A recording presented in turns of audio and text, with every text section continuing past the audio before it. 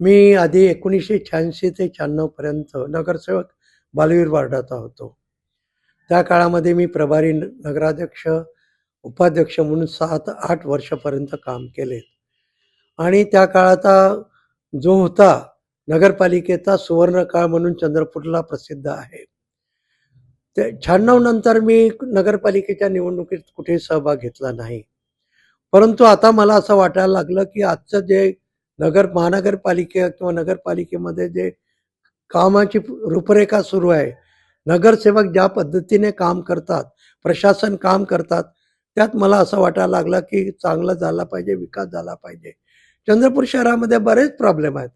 Particularly पहिला problem आहे प्रदूषण. आणि हा प्रदूषण का होतं, की रहदारी, पार्किंग हे सगळं नीट नाही.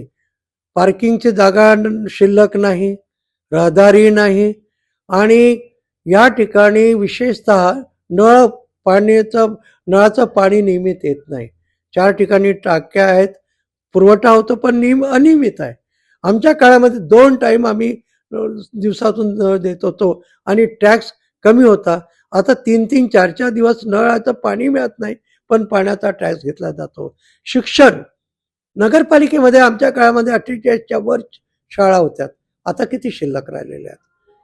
त्या शाळांच्या जागा आता सगळ्या ठिकाणी मॉल तयार, बिल्डिंगा तयार केल्या आणि किरायाने दिलेल्या आहेत. हे सगळं बंद पडलं पाहिजे. याशिवाय सगळ्यात महत्त्वाचा भाग म्हणजे स्थायी कर्मचारी महानगरपालिकेत लावणे. कॉन्ट्रॅक्ट बेसिसवरती इतके लावल्या जातात का? वास्तविक महानगरपालिकेच्या उत्पन्नाच्या आधारे हे कर्मचारी कायम लावता येतात. असं असताना सुद्धा कायमचे कर्मचारी का लावत नाहीत?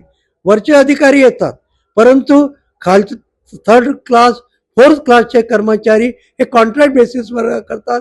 ते अत्यंत वाईट आहे. चंद्रपूर शहरातील युवतींना हे कायमची नोकरी लागणं आवश्यक आहे आणि त्याकरिता माझा महत्त्वाचा प्रयत्न राहील. त्या ठिकाणी मला जेव्हा बोलावण्यात आलं मुस्लिम बंधूंनी, की त्यांचे टीचर्स रिटायर्ड झालेले शिक्षक आहे, मुख्याध्यापक आहे, कर्मचारी आहेत, त्यांच्याकडे पाणीच येत नाही आणि एक टाकी ठेवलेली आहे समोर, त्याच्यामध्ये महानगरपालिका आणते पाणी, साचा करते आणि तिथल्या महिला उपसून नेतात. शुद्ध पाणी नसते, गरम पाणी असते. मग अशा ठिकाणी येत नाहीत, तर याकरता कारणीभूत कोण आहे? प्रशासन आहे. आणि प्रशासनाशिवाय निवडून आलेले नगरसेवक आहेत की जे याकडे काही लक्ष देत नाही. अनेक ठिकाणी तक्रारी आहेत की प्रभागामध्ये निवडून आलेले नगरसेवक त्यांच्यापर्यंत नंतर 5 वर्ष दिसलेच नाही. ही बाब अत्यंत खेदाची आहे आणि ही अशा प्रकारची ही बाब नागरिकांनी ऐकली आहे आणि त्याचे परिणाम या निवडणुकीत होणार आहे असं माझं मत. मी शहराच्या विकासाकरिता, सर्वांगीण विकासाकरिता यावेळेला निवडणुकीत उभा हो आणि मी वंचित बहुजन आघाडी व शिवसेना उभाटा यांच्या युतीचा आणि वंचित बहुजन आघाडीचा अधिकृत उमेदवार आहे. मी ड गटामध्ये लढतो आहे. एकोरी प्रभागमध्ये, प्रभाग क्रमांक 10 एकोरी मंदिरमध्ये. माझ्यासोबत अ गटात श्री रोहित सुरेश गाडगे ज्यांचं चिन्ह आहे पुस्तक.